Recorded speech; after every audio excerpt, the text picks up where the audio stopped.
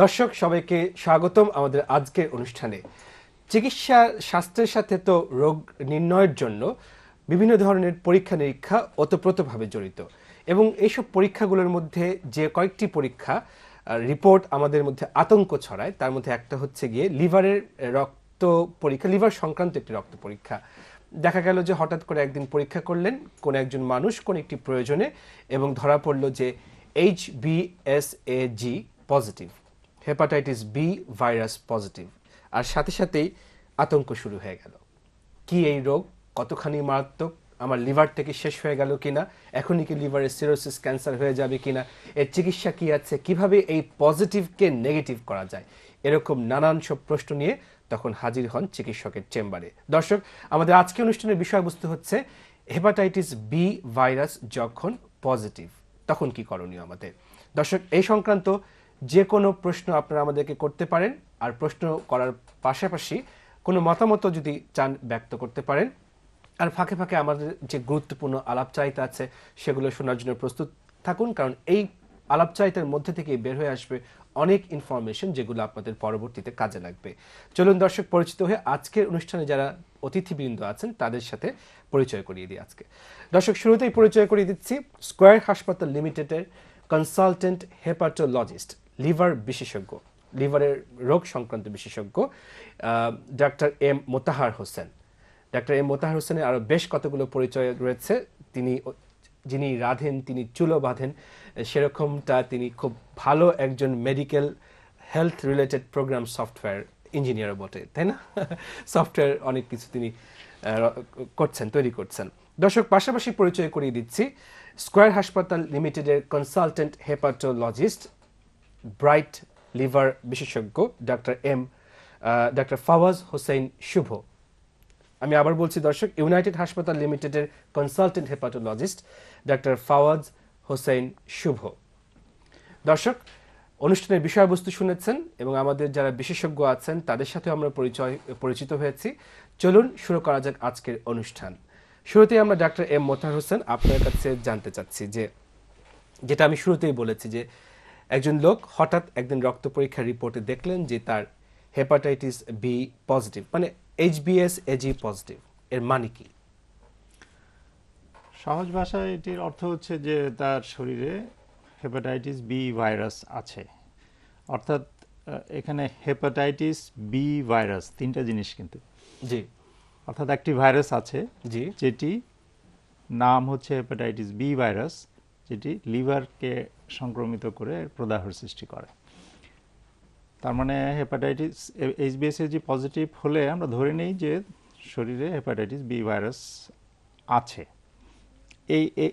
এর চেয়ে বেশি তথ্য এই পরীক্ষার ফলাফল থেকে আর কিছু পাওয়া যাবে না। আচ্ছা, তো হেপাটাইটিস বি ভাইরাস, এই তো। জি, তো সেক্ষেত্রে যদি আমি জিজ্ঞাসা করি হেপাটাইটিস মানে কি?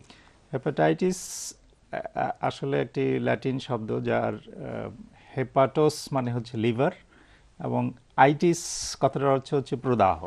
অর্থাৎ লিভারের প্রদাহ হলে আমরা সেটাকে বৈজ্ঞানিক ভাষায় বলি হেপাটাইটিস।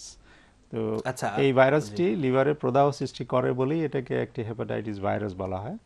এবং এই প্রদাহ সৃষ্টিকারী আরও অনেকগুলো ভাইরাস আছে, ABCDE, ইদানিং FG পর্যন্ত চলে গেছে। তার মধ্যে এই বি ভাইরাস অন্যতম। মানে কি বেশি মারাত্মক আহ, এই ভাইরাসগুলো, যে ABCDE বললেন আপনি? আমরা পর্যন্ত যদি ধরি, ABCDE এই পাঁচটির মধ্যে বি ভাইরাস অন্যতম খারাপ একটি ভাইরাস।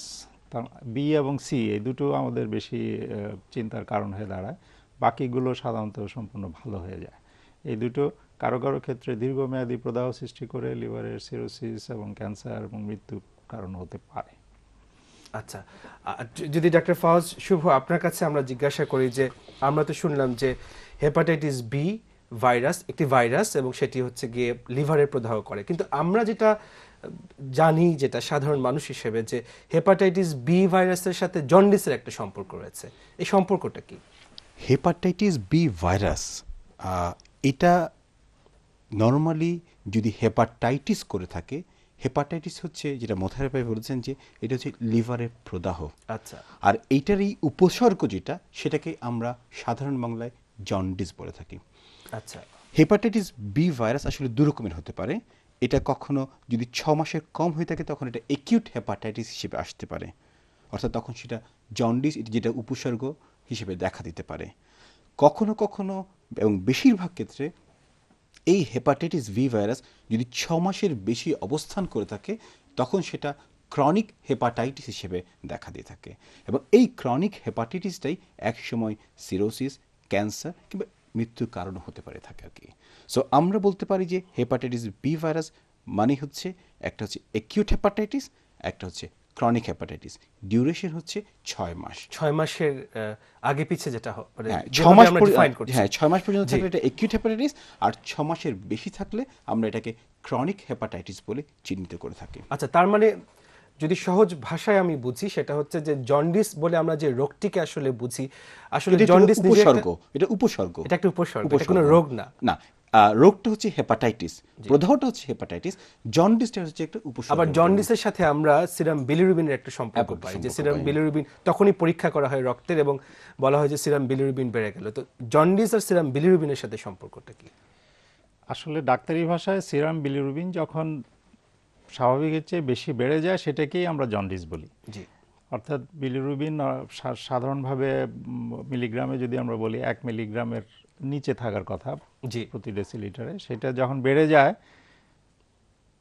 সেটাকেই আমরা ডাক্তারি ভাষায় বলি জন্ডিস। তবে সাধারণ মানুষের মধ্যে এটা নিয়ে একটু ভুল বোঝাবুঝি আছে। যে কোনো কারণে একটু শরীর খারাপ লাগা, বমি বমি ভাব হওয়া, দুর্বল লাগা, এগুলাকে জন্ডিস বলা হয়। এবং মেটে জন্ডিস বলে জন্ডিস বলে, একটা কথা প্রচলিত আছে, যেখানে বিলিরুবিন বাড়ে না, এবং ঝাড়ানো হয়ে যায়। জি আসলে ওইটা খুবই ভুল ধারণা বশবর্তী হয়ে কিছু কাজ অনেকে করেন। হেপাটাইটিসের সঙ্গে জন্ডিসের যে সম্পর্কটা, সেটা হচ্ছে যে হেপাটাইটিস, যেটা শুভ বলল যে অ্যাকিউট হেপাটাইটিসে অনেক ক্ষেত্রেই বিলিরুবিন বাড়ে বলে তখন জন্ডিস হয়, কিন্তু ক্রনিক হেপাটাইটিসে বিলিরুবিন বাড়তেও পারে, নাও বাড়তে পারে, সেক্ষেত্রে জন্ডিস থাকতেও পারে, নাও থাকতে পারে। ইভেন অ্যাকিউট হেপাটাইটিসেও সবার জন্ডিস থাকে না, অনেকের শুধু বায়োকেমিক্যাল এজিপি। আচ্ছা, লিভারের প্রদাহ হলেই যে জন্ডিস হবে তা না। না। আচ্ছা, আর জন্ডিস হলে চোখ হলুদ হয়ে যায়, হ্যাঁ, হ্যাঁ, আরো তো শরীরের অন্য জায়গায় হলুদ হয়ে যায়। আসলে ওই বিলিরুবিনের সাথেই হলুদের সম্পর্কটা। বিলিরুবিন একটি হলুদ রং, আর কিছু না। আচ্ছা বিলিরুবিন জিনিসটি হলুদ। এটি যখন রক্তে বেড়ে যায় তখন চোখ হলুদ হয়, প্রস্রাব হলুদ হয়। স্বাভাবিক অবস্থায় আমাদের পায়খানার যে নর্মাল হলুদ রং, সেটি কিন্তু বিলিরুবিনের কারণেই। আচ্ছা কাজেই বিলিরুবিন আর কিছুই না, এটি একটি হলুদ রঞ্জক পদার্থ। এবং এইটি কিন্তু আমাদের যেটা হচ্ছে কি চোখের মধ্যে এই বিলিরুবিন আমরা যে হলুদ হয়ে থাকি, মানে হলুদ বলে থাকি, যখন চোখটা হলুদ, সেটা কিন্তু এই বিলিরুবিনের কারণে এই হলুদটা হয়ে আচ্ছা, আসছে। মানে জন্ডিসের এটা উপসর্গ একটা। উপসর্গ। তা আমরা অনেক কিছু সম্পর্ক পেয়ে গেলাম, যে জন্ডিস, তারপর আবার সিরাম বিলিরুবিন, তারপর আবার চোখের রং যে হলুদ হয়ে যায়, তার কারণ এখন আমরা একটা যোগসূত্র সবই খুঁজে বিলিরুবিন পেলাম। বেড়ে যাওয়ার কারণে। সবই বিলিরুবিন বেড়ে যাওয়ার কারণে। দর্শক, আমরা জানলাম যে হেপাটাইটিস বি এর সাথে জন্ডিসের সম্পর্ক কি এবং কিভাবে এই চোখের রং হলুদ হয়। এবার প্রশ্ন আসতে পারে যে এই যে হেপাটাইটিস বি ভাইরাস, যেটিকে বলা হচ্ছে কম বেশি মারাত্মক একটি ভাইরাস, যার কারণে লিভারের প্রদাহ হতে পারে, এটি ছড়ায় কিভাবে? কিভাবে এটি একজন মানুষ থেকে আরেকজন মানুষে সংক্রমিত হয়? প্লিজ। আসলে এই যে হেপাটাইটিস বি ভাইরাস, এটা প্রথমত রক্ত পরিসঞ্চালনের মাধ্যমে ছড়ায়। প্রথম কথা হচ্ছে রক্ত পরিসঞ্চালন, সেকেন্ড হচ্ছে অবৈধ যৌনাচার। রক্ত পরিসঞ্চালনে যদি কোনো হেপাটাইটিস বি ভাইরাস পজিটিভ কারো রক্ত যদি স্ক্রিনিং না করে আরেকজনের শরীরে দেওয়া হয়, তখন তারও হেপাটাইটিস বি ভাইরাস দ্বারা আক্রান্ত হওয়ার সম্ভাবনা বেশি থাকে। জি অবাধ যৌনাচারের মাধ্যমে আমরা অনেক সময় বিভিন্ন নিডল ইউজ করি, এই নিডল শেয়ারিংয়ের মাধ্যমে এই বি ভাইরাস ছড়াতে পারে। নেশা। এবং এখন যেটা সবচেয়ে আমাদের যেটা ইম্পর্টেন্ট, সেটা হচ্ছে গর্ভকালীন কোনো মাতার যদি হেপাটাইটিস বি ভাইরাস থেকে থাকে, তাহলে তার সন্তানের ক্ষেত্রেও হেপাটাইটিস বি ভাইরাস পজিটিভ হওয়ার সম্ভাবনা থেকে থাকে। সেই ক্ষেত্রে এখন সম্ভাবনাটা অনেকাংশে কমে গেছে। আগে সম্ভাবনা ছিল 50 to 60%, বাট এখন সম্ভাবনাটা কমে গেছে, বিকজ আমরা এখন স্ক্রিনিংয়ে সবসময় গর্ভকালীন মাকে হেপাটাইটিস বি ভাইরাস আছে কিনা দেখে নিই, এবং দেখে আগত সন্তান ভূমিষ্ঠ হওয়ার সাথে সাথে আমরা তাদের টিকা দিয়ে দেওয়ার ব্যবস্থা করি, বোথ হেপাটাইটিস বি মানে ইমিউনোগ্লোবিন এবং যাতে করে সংক্রমিত সংক্রমিত না হতে পারে। আচ্ছা, এই কয়েকটি মাধ্যমে হেপাটাইটিস বি ভাইরাস একজনের শরীর থেকে আরেকজনের শরীরে ছড়াতে পারে। আমি আর দর্শক, পাশাপাশি তাহলে প্রশ্ন চলে আসে যে কিভাবে এই রোগটি ছড়ায় না, কারণ আমাদের মধ্যে বেশ কিছু ভুল বোঝাবুঝি, ভুল ধারণা রয়েছে এবং এই ভুল ধারণার কারণে সামাজিক অনেক অসুবিধা তৈরি হয়। আমরা শুনবো কিভাবে বি ভাইরাস একজন মানুষ থেকে আরেকজনের মানুষের ছড়াতে পারে না, তবে সেটি শোনার আগে আপনাদের একটা ফোন নিয়ে নিচ্ছি। হ্যালো, আসসালামু আলাইকুম। হ্যালো, আসসালামু আলাইকুম। ওয়ালাইকুম আসসালাম। আচ্ছা, আমি মোতার হোসেন স্যারকে জিজ্ঞেস করেছিলাম, আমি তো এই 15 দিন আগে একটা এজি চেক করেছি। ওখানে আমার পয়েন্ট আসছে 2. টেস্ট ওডি আছে 2.42 আর কাট অফ ভ্যালু আসছে 009। ঠিক আছে, এখানে উনি আবার আমাকে আবার এন্ডোস্কোপি দিছিল। এন্ডোস্কোপি ওখানে কমেন্টস আছে normal upper GTI and endoscopy, আর ইসে আছে in up to second part bulb and post G, আপনার এরিয়া নরমাল। এখন উনি বুঝতে পেরেছি। ওই আমি দেখেছি ওই পিজি হাসপাতালে আয়ুবল মামুন সহযোগী অধ্যাপক, আচ্ছা, উনি আবার ওনার অ্যাসিস্ট্যান্ট। আপনার কথা আমরা বুঝতে পেরেছি। আপনার প্রশ্নটা কি বলেন? হ্যালো, সরি, লাইনটা বোধহয় কেটে গেছে। আমার মনে হয় উনি যেটা বলতে উনি চাচ্ছেন যে মোতার হেপাটাইটিস বি সাহেবকে ভাইরাস জিজ্ঞাসা থেকে, করছেন। জি প্লিজ। জি। না, সম্ভবত উনি এখন কি করবেন সেই ধরনের একটা জি, জি। কনফিউশনে ভুগছেন। আসলে উনি যে টাইটারটির উল্লেখ করলেন 2 পয়েন্ট সামথিং আর কাট অফ ভ্যালু এত, এইটির আসলে খুব এই কোয়ালিটেটিভ এসবিএসএজির দুই ধরনের টেস্ট আছে, একটা হলো কোয়ান্টিটেটিভ, একটা কোয়ালিটেটিভ। আমাদের দেশে এখন পর্যন্ত কোয়ালিটেটিভ টেস্টটাই বেশি চলছে, কোয়ান্টিটেটিভ কম হচ্ছে। কোয়ালিটেটিভ টেস্টে রিপোর্টের ভ্যালু কত আসলো এটার কোনো গুরুত্ব নাই। আমরা শুধু দেখি এটা কাট অফ ক্রস করলো কি করলো না, অর্থাৎ হয় পজিটিভ না নেগেটিভ। একজন পরীক্ষার্থী পরীক্ষায় 33 পেয়ে পাশ করলো না 100 পেয়ে পাশ করলো, সেটা পাশের ক্ষেত্রে গুরুত্বপূর্ণ না। এই পজিটিভিটি 2-এ পজিটিভ হলো না 2000-এ পজিটিভ হলো, এটার তার মানে value নেই। ওনার পরীক্ষার রিপোর্টে যেটা আসছে পজিটিভ পজিটিভ। পজিটিভ। এখন তার আমরা যেটা দেখি প্রথমেই যে হেপাটাইটিস বি ভাইরাসের সংক্রমণের পরে কি কি ঘটতে পারে।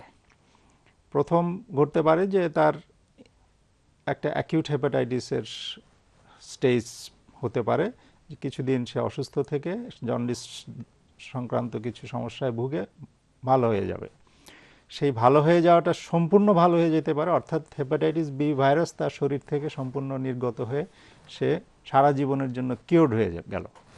এটি বেশিরভাগ ক্ষেত্রেই ঘটে। কত পার্সেন্ট? শতকরা 70 থেকে 80% ক্ষেত্রে এটি ঘটে বড়দের ক্ষেত্রে। বাচ্চাদের ক্ষেত্রে কিন্তু আবার রেশিওটা উল্টা। যারা খুব অল্প বয়সে আক্রান্ত হয় তাদের অধিকাংশেরই একদম সম্পূর্ণ কিওর হয় না। আচ্ছা, বাকিদের ক্ষেত্রে যদি 6 মাসের মধ্যে ভাইরাসটি শরীর থেকে কিওর না হয়, নির্মূল না হয়, তাহলে আমরা বলি যে ক্রনিক হেপাটাইটিস হয়ে গেছে। তাদের অধিকাংশেরই মধ্যে এই ভাইরাসটি খুব বেশি সক্রিয় থাকে না। প্রায় 80 থেকে 85% রোগী সারা জীবনই ভাইরাসটি বহন করে, কিন্তু লিভার খুব একটা অসুস্থ হয় না। আচ্ছা, শরীরের ভেতরে ভাইরাস থাকবে কিন্তু কোনো প্রবলেম কোনো প্রবলেম, এদেরকে আমরা বলি ইনঅ্যাক্টিভ ক্যারিয়ার। আচ্ছা, হেলদি ক্যারিয়ার। কিন্তু ওনারা কি ছড়াতে পারেন? তারা ছড়াতে পারে, কিন্তু নিজের শরীরে কোনো ক্ষতি হচ্ছে না। নিজের জন্য। আর বাকিদের বেলায় কি হবে? বাকিদের বেলায় কারো কারো ক্ষেত্রে সিরোসিস এবং ক্যান্সার হয়ে খুব বেশি অসুস্থ হয়ে যাবে, সেটি দীর্ঘমেয়াদে। মানুষের মনে একটা প্রশ্ন রয়েছে যে সিরোসিস খারাপ না ক্যান্সার খারাপ।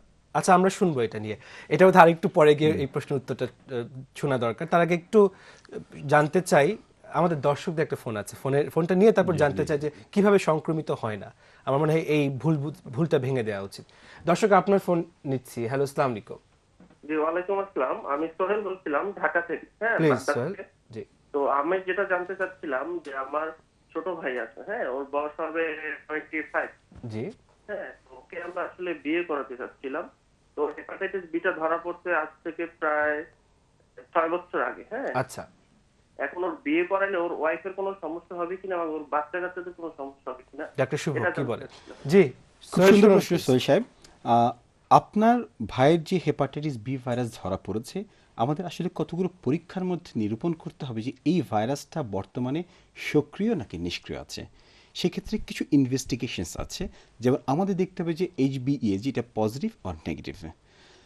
আমাদের সবচেয়ে যেটা ইম্পর্টেন্ট সেটা হচ্ছে DNA করে দেখতে হবে যে এই ভাইরাসটা লিভারের মধ্যে এর টোটাল সংখ্যাটা কত।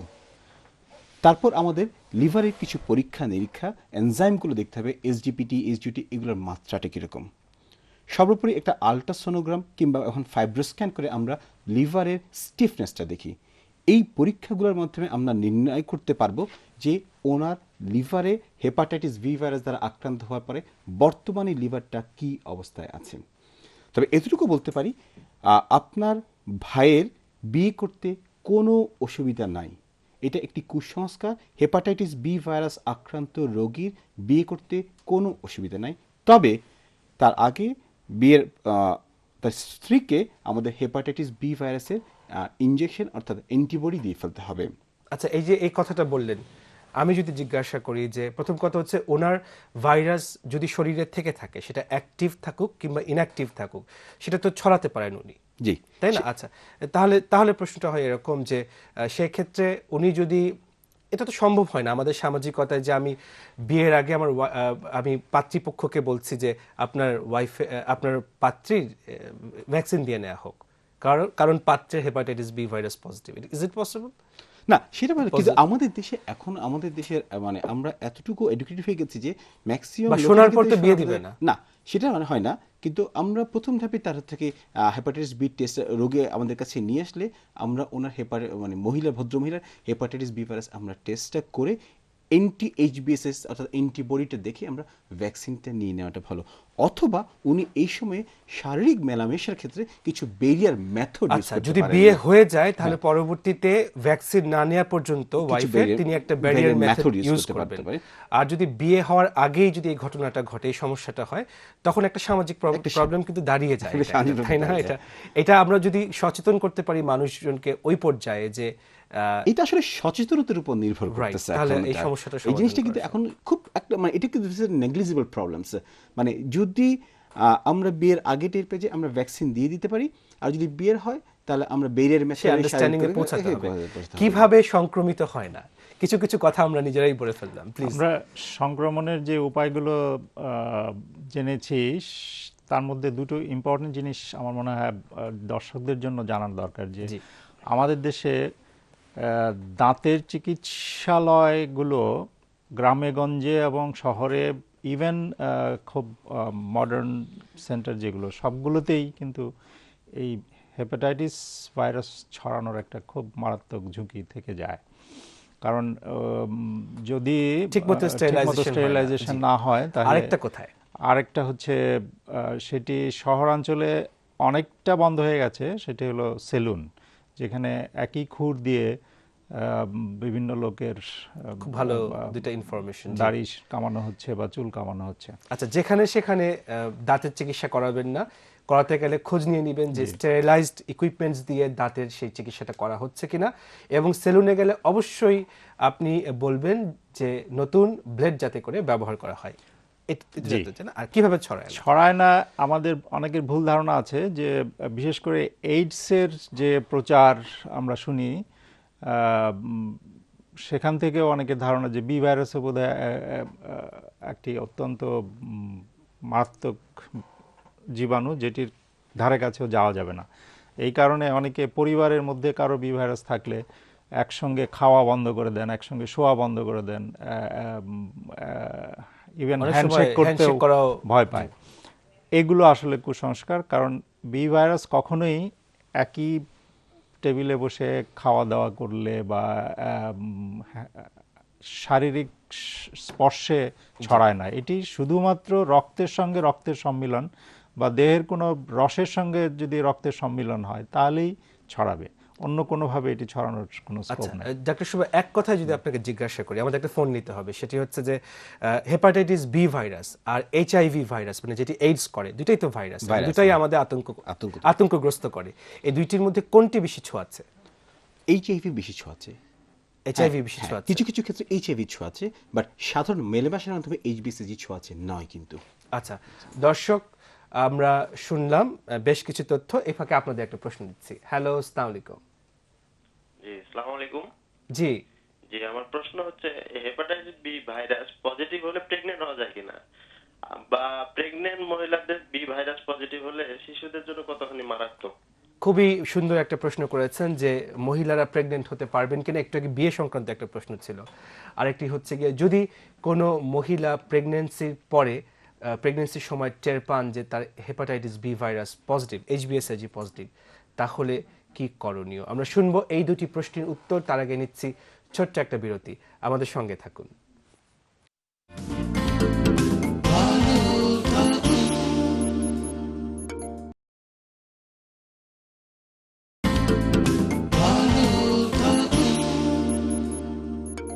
দর্শক, বিরতির পর আবারও আপনাদেরকে স্বাগতম। আমাদের আজকের অনুষ্ঠানে আলাপ করছিলাম হেপাটাইটিস বি যখন পজিটিভ, অর্থাৎ এইচবিএসএজি যখন পজিটিভ, এই সংক্রান্ত একটি টপিকসের উপর। দর্শক, কিছুক্ষণ আগে, অনুষ্ঠান বিরতির কিছুক্ষণ আগে একজন দর্শক ফোন করেছিলেন জানার জন্য যে একজন মহিলা যদি এইচবিএসএজি পজিটিভ হন তো তিনি প্রেগনেন্ট হতে পারবেন কিনা, আর প্রেগনেন্সির সময় যদি তিনি জানতে পারেন যে তার এইচবিএসএজি পজিটিভ, সেক্ষেত্রে গর্ভের সন্তানের কি সমস্যা হতে পারে। Please. Hepatitis B virus positive থাকলে প্রেগনেন্ট হতে কোনো বাধা নেই, বিশেষ করে যদি আমরা পরীক্ষা নিরীক্ষার মাধ্যমে বুঝতে পারি যে তার বি ভাইরাসটি নিষ্ক্রিয়, সেক্ষেত্রে নিরাপদেই প্রেগনেন্ট হতে পারেন। মানে গর্ভে থাকার সময় সেই বাচ্চার মধ্যে সংক্রমিত হবে না? সম্ভাবনা খুবই কম। যদি নিষ্ক্রিয় ভাইরাস থাকে তাহলে খুবই কম, জি। হয়ই না বললেই চলে। সক্রিয় ভাইরাসের সংক্রমণের সম্ভাবনা থাকে, তবে সেটিও গর্ভাবস্থায় যতটুকু থাকে তার চেয়ে বেশি সংক্রমণ হয় প্রসবের সময়। প্রসবকালীন যে রক্তপাত হয়, একটু ইনজুরি হয়, সেই ক্ষেত্রে সংক্রমণটা হয় Blood ওই to সময়, blood contact-এ। ব্লাড টু ব্লাড কন্ট্যাক্টে। সেক্ষেত্রে কি সিজারিয়ান সেকশন করা ভালো? এটির অত ওরকম রেকমেন্ডেশন নাই। যদি সিজারিয়ানের আলাদা কোনো প্রয়োজন না থাকে তাহলে শুধুমাত্র বি ভাইরাস সংক্রমণ প্রতিরোধের জন্য সিজারিয়ান করা দরকার। আচ্ছা, আরেকটি প্রশ্ন যেটা করেছেন দর্শক, যে প্রেগনেন্ট মহিলা জানতে পারলেন যে এইচবিএসএজি পজিটিভ, কতখানি ভয় পাওয়ার ব্যাপার? সেক্ষেত্রেও ভয় পাওয়ার কিছুই নাই, কারণ আজকাল জন্মের পরপর নবজাতককে যদি দুটো ইনজেকশন দিয়ে দেওয়া হয়, একটি ইমিউনোগ্লোবুলিন এবং একটি টিকা, তাহলে সংক্রমণের সম্ভাবনা শতকরা 5 ভাগের নিচে নেমে আসে। কাজেই শুধুমাত্র বি ভাইরাস পজিটিভ বলে গর্ভবতী সন্তানের মানে তেমন কোনো বিপদ। আচ্ছা, খুব ভালো কথা বলেছেন। দর্শক, যারা এইচবিএসএজি যাদের পজিটিভ হয় তারা চিকিৎসকের কাছে এসে কিন্তু মূলত একটা জিনিসই জানতে চান, এটাকে নেগেটিভ করার উপায়টা কি? নেগেটিভ করার কোনো উপায় কি আছে? জি, প্রথমত আমাদের দেখতে হবে যে এই যে হেপাটাইটিস বি ভাইরাসটা ওনার মধ্যে আছে, সেটা কি অ্যাকিউট হেপাটাইটিস, অর্থাৎ এটা কি 6 মাসের কম, নাকি ক্রনিক হেপাটাইটিস অর্থাৎ 6 মাসের এটা বেশি বোঝার হয়ে উপায় থাকে। কি? হ্যাঁ, সেই ক্ষেত্রে আমরা ওনার হিস্ট্রিটা নিব যে এইটা কখন মানে এইটা উনি কখন পেয়েছে, এটা কি ইনসিডেন্টাল ডায়াগনোসিস হচ্ছে, নাকি ওনার চোখ হলুদ হয়েছে, প্রস্রাব হলুদ হয়েছে, সেই কারণে উনি আমাদের কাছে আসছেন। যদি চোখ হলুদ হয়ে থাকে, প্রস্রাব হলুদ হয়ে থাকে, এবং তখন যদি এইচবিসিজি পজিটিভ পাওয়া যায়, এবং আরেকটি টেস্ট আছে এনটি এইচবিসি আইজিএম, এটা যদি পজিটিভ হয়ে থাকে, তখন আমরা এটাকে অ্যাকিউট ইনফেকশনস বলে থাকি। আচ্ছা, এবং এই অ্যাকিউট ইনফেকশনসের ডিউরেশনটা হচ্ছে 6 মাস। একটু আগে মোতাহার ভাই বলেছিলেন যে এই ইনফেকশনটা যদি বয়স্ক লোকদের ক্ষেত্রে হয়, 70 থেকে 80% ক্ষেত্রে দিস স্পন্টেনিয়াস রিকভারি হয়ে যায়, এমনি ভাইরাস চলে যাচ্ছে। আর বাচ্চাদের ক্ষেত্রে কিন্তু, শিশুদের ক্ষেত্রে সেটা কিন্তু একদম রিভার্স। ওদের ক্ষেত্রে মাত্র 10 থেকে 15% ক্ষেত্রে সেই অ্যাকিউট ভাইরাসটা ইনফেকশনটা স্পন্টেনিয়াস রিকভারি হয়। তাহলে প্রশ্ন হচ্ছে প্রথমে এটা অ্যাকিউট ইনফেকশন নাকি এটা ক্রনিক ইনফেকশন। অ্যাকিউট ইনফেকশন যদি হয়ে থাকে NT-HBC IgM দ্বারা আমরা পরীক্ষা করে দেখব, তাহলে 6 মাসের মধ্যে স্পন্টেনিয়াস রিকভারি। আপনি রোগীকে এই ক্ষেত্রে কি বলবেন? আমরা রোগীকে বলবো যে এই ভাইরাসটা আপনার শরীরে ঢুকেছে এবং এটা সদ্য ঢুকেছে, এই NT-HBC IgM করে দেখব আমরা, এবং সেই ক্ষেত্রে লিভার এনজাইমগুলো অনেক রেস থাকবে। রোগীকে আমরা 6 আমার মাস মনে হয় ওয়েট একটু- করতে বলবো। আমি আরেকটু যদি সোজা মানে আমরা আরো সহজ ভাষায় আপনার কাছ থেকে আশার বাণী শুনতে চাই, যদি এভাবে জিজ্ঞাসা করি যে একজন মানুষ এসেছেন, আপনি পরীক্ষা নিরীক্ষা করে ডায়াগনোসিস করলেন যে তার কিছুদিন আগে, 6 মাসের মধ্যে কিছুদিন আগে সম্ভবত এই ভাইরাসটি শরীরে ঢুকেছে, সেই ক্ষেত্রে রোগীকে আপনি কি আশার আমি বাণী সেই শোনাবেন? ক্ষেত্রে রোগীকে বলবো যে আপনার এই ভাইরাসটা চিন্তার কোনো কারণ নাই, আপনার এই ভাইরাস নিষ্ক্রিয় মানে শেষ হয়ে যাবে, আপনি শুধুমাত্র 6 মাস সময়টা তার মানে 6 মাসের মধ্যে যদি কোনো রোগী আসে আপনার কাছে, 6 মাসে একিউট ইনফেকশন যদি হয়ে থাকে আপনি সেটা বলবেন ভালো যে হয়ে যাবে সম্ভাবনা ইনশাআল্লাহ। রয়েছে যে 70-80 ভাগ আপনার শরীর থেকে এই ভাইরাসটা চলে চলে যাবে। যাবে এবং HBsAg নেগেটিভ হয়ে যাবে একদম। আচ্ছা, এমন কোনো মানুষ যদি আসে যার পরীক্ষা নিরীক্ষা করে আপনার কাছে মনে হচ্ছে যে তার এই ভাইরাসটি 6 মাসের বেশি সময় ধরে শরীরে ঢুকে আছে, সেক্ষেত্রে আপনি তাকে কি বলবেন? সেক্ষেত্রে আমাদের প্রথমত দুটো পরীক্ষা খুবই ইম্পর্টেন্ট, একটা হচ্ছে HBeAg এবং ডিএনএ পরীক্ষা। ডিএনএ পরীক্ষাটা ভাইরাল লোড হিসেবে আমাদের দেখতে হবে যে এটা কি এখন সক্রিয় অবস্থায় আছে নাকি নিষ্ক্রিয় অবস্থায় আছে। আচ্ছা। যদি ডিএনএ লোড অনেক বেশি থাকে, EAG পজিটিভ থাকে, অর্থাৎ এটা হাইলি ইনফেক্টেড এবং সক্রিয় অবস্থায় আছে। তার সাথে কিছু অ্যাসোসিয়েটেড পরীক্ষা আছে। SGPT যদি লিভার এনজাইম বেড়ে গিয়ে থাকে, আগে আমরা লিভার বায়োপসি করি কিংবা ফাইব্রোস্ক্যান করে লিভার স্টিফনেসটা দেখে থাকি। জি, জি। এইসব কিছু সাপোর্টিভ পরীক্ষার মাধ্যমে আমরা নির্ধারণ করে থাকি যদি এই ভাইরাসটা সক্রিয় অবস্থায় থেকে থাকে, তখন আমরা তার জন্য চিকিৎসা রিকমেন্ডেশন আচ্ছা, করে চিকিৎসা থাকি। সব পর্যন্ত আমরা থাকলাম। তার মানে যদি আমি আবার আপনার কাছে রোগী হয়ে আসি এবং আপনি রোগী আমার পরীক্ষা নিরীক্ষা করে পেলেন যে ভাইরাস আমার শরীরে অবস্থান করছে 6 মাসের বেশি সময় ধরে, তখন আমি যদি আপনার কাছে তখন সেই অবস্থায় জানতে চাই যে আমার এই ভাইরাস HBsAg কি নেগেটিভ হবে, আপনি কি আনসার দিবেন না, আমাকে? এই ক্ষেত্রে আমি বলবো দুটো কথা। আপনি কি দেখবো যে আমি এটা হেলদি ক্যারিয়ার কিনা, আপনি যদি হেলদি ক্যারিয়ার থাকে আমরা কোনো চিকিৎসা দিব না। আমি যদি পজিটিভ নেগেটিভ চাচ্ছি, কিন্তু হ্যাঁ। আমি বলছি আমি আপনাকে জিজ্ঞাসা করেছি যে 6 মাসের বেশি সময় ধরে আমার শরীরে ভাইরাসটা অবস্থান করছে, আপনি পরীক্ষা নিরীক্ষা করে টের পেলেন জিনিসটা, সেই ক্ষেত্রে আমি আপনাকে জিজ্ঞাসা করছি আমার কি এটা নেগেটিভ হবে, আপনি কি বলবেন? আমরা সেক্ষেত্রে বলবো যে যদি সক্রিয় অবস্থায় থাকে আমরা চিকিৎসা দিব এবং চিকিৎসার উপর ডিপেন্ড করবে যে এটা নেগেটিভ হবে কিনা। ও, তার মানে চিকিৎসার চিকিৎসার উপরে। একসময় কিন্তু এই চিকিৎসাগুলো ছিল না। না, এখন দর্শক, জি, চিকিৎসা আশার বাণী, এই আশার বাণীগুলো শোনার জন্য এত কনভারসেশন। সেটি হচ্ছে যে যদি 6 মাসের বেশি সময় ধরে কোনো ভাইরাস অবস্থান করে কোনো মানুষের শরীরে, চিকিৎসক যদি টেরও পান, একসময় বলা হতো যে এটা নেগেটিভ হওয়ার সম্ভাবনা খুবই কম, সম্ভাবনা নেই বলাই চলে, কিন্তু এখন আধুনিক চিকিৎসায় বলা হচ্ছে যে ওষুধপত্র রয়েছে যেগুলো ব্যবহার করলে সম্ভাবনা রয়েছে এটা নেগেটিভ হয়ে যাওয়ার। আসলে আপনি যদি ওইভাবে জানতে চান যে HBsAg নেগেটিভ হবে কিনা, টেস্ট করে HBsAg যার পজিটিভ পাওয়া গেল, তার চিকিৎসার মাধ্যমে HBsAg টেস্টটাকে নেগেটিভ করে ফেলা যাবে কিনা, এইটি আসলে এখনো অতটা হচ্ছে অতটা না। কার্যকর জি, জি, নয়। জি, তবে বাস্তবিক অর্থে HBsAg নেগেটিভ হওয়া খুব জরুরিও নয়। এটা এই জন্য যে জি, আমরা ওই যে বারবার বলছি যে ভাইরাসটি সক্রিয় না নিষ্ক্রিয়, এটি আমরা প্রথম নির্ধারণ করি। যার মধ্যে নিষ্ক্রিয় আছে ভাইরাসটি, তার সারা জীবনেও লিভারের কোনো সমস্যা হবে না। অতএব HBsAg নেগেটিভ হওয়া স্বাস্থ্যের জন্য জরুরি না। তার HBsAg পজিটিভ নিয়েই সে 100 বছর সুস্থভাবে বাঁচতে পারবে, কিন্তু যদি ভাইরাসটি নিষ্ক্রিয় থাকে। অতএব নিষ্ক্রিয় ভাইরাসের জন্য চিকিৎসাও জরুরি না। আচ্ছা, ঘুমিয়ে থাকা ভাইরাসের জন্য আমাদের কোনো তাকে চিন্তা নেই। কোনো চিন্তা নেই, আমরা জি। শুধু তাকে মাঝে মাঝে পরীক্ষা নিরীক্ষা করে ফলো আপ করবো যে ভাইরাসটি নিষ্ক্রিয় ছিল, এখনো নিষ্ক্রিয় আছে কিনা। যদি সক্রিয় থাকে, যেটা যদি hepatitis B সক্রিয় variant হয় হ্যাঁ। তখন আমরা চিকিৎসা দিব। আচ্ছা। সেই চিকিৎসায় ভাইরাসটি নির্মূল হতেও পারে, নাও হতে পারে, কিন্তু নিষ্ক্রিয় হওয়ার সম্ভাবনা খুব বেশি। আমরা সক্রিয় ভাইরাসকে নিষ্ক্রিয় করতে পারি, ঘুম পাড়িয়ে চিকিৎসা দিতে দিয়ে। পারবো। ঘুম পাড়িয়ে দিতে পারবো, কিন্তু পুরোপুরি না গেলেও ঘুম না পাড়িয়ে গেলে দিতে পারবো। একদম HBsAg নেগেটিভ স্টেজ নাও হতে পারে, কিন্তু আচ্ছা, সেটি খুব জরুরি। ইম্পর্টেন্ট কথা, HBsAg নেগেটিভ যে হতেই হবে সেক্ষেত্রে নট ইম্পর্টেন্ট, বাট আধুনিক চিকিৎসা বিজ্ঞানের মাধ্যমে, আধুনিক চিকিৎসার ওষুধপত্রের মাধ্যমে আমরা সক্রিয় একটা অ্যাক্টিভ ভাইরাসকে ঘুম পাড়িয়ে দিতে পারবো, এবং ঘুম পাড়িয়ে দেওয়া ভাইরাসের বেলায় আর লিভারের ক্ষতির সম্ভাবনা অনেক কমে যায়। সেই ক্ষেত্রে চিকিৎসা কি রয়েছে? চিকিৎসা ছোট ছোট করে মূলত আমাকে দুই আমাদের ধরনের। সহজ ভাষায় এক ধরনের চিকিৎসা হলো খাওয়ার ওষুধ, যেটি ভাইরাসের উপর সরাসরি আক্রমণ করে ভাইরাসটিকে নিষ্ক্রিয় করে। আরেক ধরনের চিকিৎসা হলো ইনজেকশনের মাধ্যমে। সেটি বিভিন্নভাবে কাজ করে। দুটোরই উদ্দেশ্য হচ্ছে সক্রিয় ভাইরাসকে নিষ্ক্রিয় করা এবং ভাইরাসকে নির্মূল করা। আচ্ছা, সেক্ষেত্রে যদি জানতে চাই যে এই যে ওষুধের মাধ্যমে চিকিৎসা কিংবা ইনজেকশনের মাধ্যমে চিকিৎসা, এগুলো কি খুব ব্যয়বহুল? যদি মুখের ওষুধ যেগুলো আমরা খাই এগুলো যে খুব বেশি ব্যয়বহুল আমরা তা বলবো না, জি। কিন্তু ইনজেকশন যে চিকিৎসা সেটা আসলে ব্যয়বহুল চিকিৎসা, তবে এর সাকসেস রেটটা অনেকটা বেশি।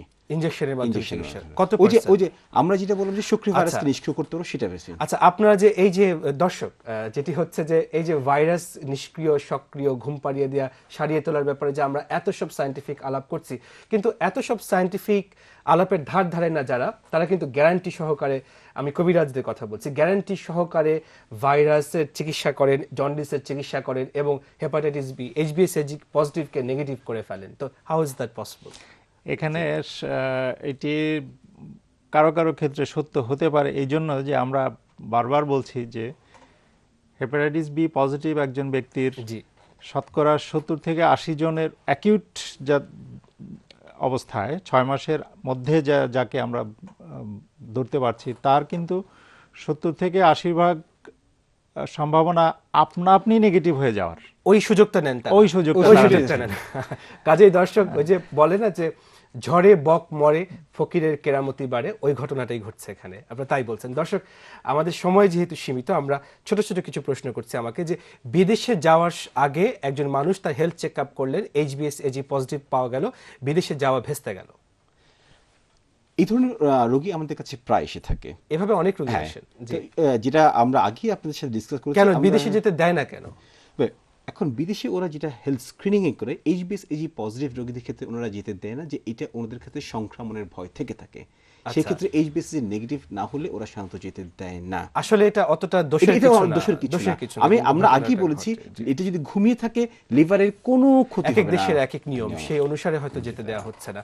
দর্শক, জি, আমরা ওষুধ নিয়ে অনেক কথা বলছি, চিকিৎসা নিয়ে অনেক কথা বলছি, একটু টিকা নিয়ে কথা বলি। আমরা এই হেপাটাইটিস বি ভাইরাসের টিকা এখন বাজারে প্রচলিত রয়েছে। টিকা সম্পর্কে যদি জানতে চাই যে এই টিকা দেওয়ার নিয়মটা কি, একটু বলবেন দর্শকদের? জি, টিকা খুব কার্যকর টিকা প্রচলিত আছে এখন। টিকার সাধারণত আমরা বলি 3টা ডোজ, যাদের কোনো তাড়াহুড়া নাই তাদের ক্ষেত্রে 3টা ডোজ নিলেই বেস্ট।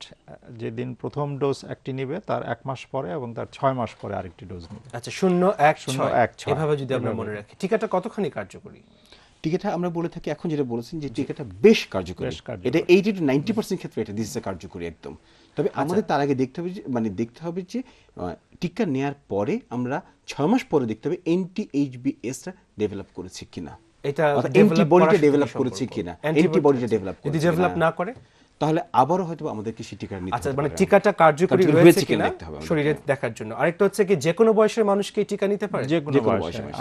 আমরা তো আজকাল তো বাচ্চাদেরও বোধহয় বলেছি যে যে গর্ভবতী মায়ের নবজাতক যে হবে তাকে জন্মের সঙ্গে সঙ্গে টিকা দিতে হবে। আচ্ছা, এখন তো বোধহয় জাতীয় এখন জাতীয় সেটা টিকা include হয়ে নিয়ন্ত্রণ গেছে। কর্মসূচির মধ্যেও এটা অন্তর্গত রয়েছে। এটা একটা। আরেকটা হচ্ছে গিয়ে যে কেউ জিজ্ঞাসা করেন যে HBsAg পজিটিভ হওয়ার পর টিকা নিতে চান, সেক্ষেত্রে কি কোনো লাভ আছে? না, HBsAg পজিটিভ হওয়ার পর টিকা নেওয়ার কোনো যৌক্তিকতা নেই এবং এটা কোনো সায়েন্টিফিক ব্যাখ্যাও নাই। না, এটা নিতে পারবে না। আচ্ছা, যাদের HBsAg পজিটিভ নেগেটিভ হয়ে গেছে, তারা কি এমনি এমনি টিকা পেয়ে গেলেন, না তাদেরও টিকা দেওয়ার সুযোগ আছে? এটি যারা একবার HBsAg পজিটিভ থেকে প্রাকৃতিকভাবেই HBsAg নেগেটিভ হয়ে গেলেন, তাদের কিন্তু অ্যান্টিবডিটাও Grow করে আপনা গেল। আপনি শরীরে গ্রো করে যাবে। কাজে আর দরকার নেই। আর তাদের তার নিজেদের অটোমেটিক টিকা তৈরি হয়ে তাদের গেছে। RB ভাইরাসের শেষ infection প্রশ্নটা হবে। করছি, সেটি হচ্ছে কারো লিভারে যদি সিরোসিস বা ক্যান্সার জাতীয় অসুখ হয়ে যায়, সেক্ষেত্রে কি কোনো চিকিৎসা নেই? অবশ্যই চিকিৎসা আছে। এখন আধুনিক বিজ্ঞানের জগতে লিভার ট্রান্সপ্লান্টেশন বেশ হচ্ছে এবং লিভার ট্রান্সপ্লান্টেশন যার একদম আসে না, সেক্ষেত্রেও আশার আলো হিসেবে থাকতে পারে।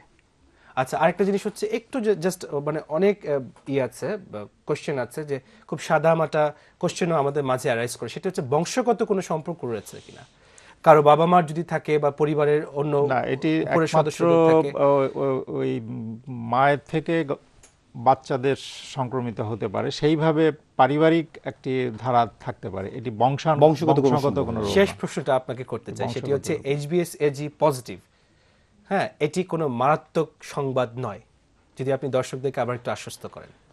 এটি অবশ্যই কোনো মারাত্মক সংবাদ নয়, কারণ আমরা যদি আবার একটু পিছনে ফিরে যাই, যার HBsAg পজিটিভ তাদের শতকরা 80 জন সারা জীবন সুস্থ থাকবে, সারা জীবন, কারণ তাদের মধ্যে ভাইরাসটি নিষ্ক্রিয় থাকে এবং লিভারের কোনো সমস্যা করে না। তারা শুধু অন্যের জন্য বিপদ, নিজের জন্য নয়, তাদের মাধ্যমে অন্যরা সংক্রমিত হতে পারে। আর বাকিদের ক্ষেত্রে যদি সময় মতো চিকিৎসা করা যায় তাহলে যে কমপ্লিকেশনগুলো, সিরোসিস হওয়া, ক্যান্সার হওয়া, এগুলো অনেকটাই প্রতিরোধ করা সম্ভব এবং এর জন্য কার্যকর চিকিৎসা ডাক্তার রয়েছে। এম মোতাহার হোসেন এবং ডাক্তার ফাওজ হোসেন শুভ, অনেক ধন্যবাদ। অনেক গুরুত্বপূর্ণ ইনফরমেশন পেয়েছি এবং অনেক মানুষ আমাদেরকে বিভিন্ন সময় বলেছেন যে আপনারা HbSAg পজিটিভ এটা নিয়ে অনুষ্ঠান করেন। আশা করি আজকে তাদের সেই মনের চাহিদা, মনের আশা পূরণ হবে। দর্শক, HbSAg যদি পজিটিভ হয় তাহলে তাকে নেগেটিভ, স্পন্টেনিয়াসলি নেগেটিভ হয়ে যায়, আশার সংবাদ শুনলাম আমরা। পাশাপাশি রয়েছে বেশ কিছু পরীক্ষা যার মাধ্যমে আমরা জেনে নিতে পারি যে এই ভাইরাসটি শরীরের কোনো ক্ষতি করছে কিনা, নাকি এমনিতেই ঘুমিয়ে আছে। ঘুমিয়ে থাকা ভাইরাস কোনোভাবেই শরীরের জন্য ক্ষতিকর নয়। রয়েছে আধুনিক সব চিকিৎসা পদ্ধতি, রয়েছে খুবই কার্যকরী টিকা। নিজে এবং পরিবারের সদস্যদেরকে নিয়ে সেই টিকাটি অবশ্যই আপনারা নিয়ে নেবেন। ভয় পাবেন না, আতঙ্কগ্রস্ত হবেন না, সচেতন হন, সতর্ক হন। সবাইকে ধন্যবাদ।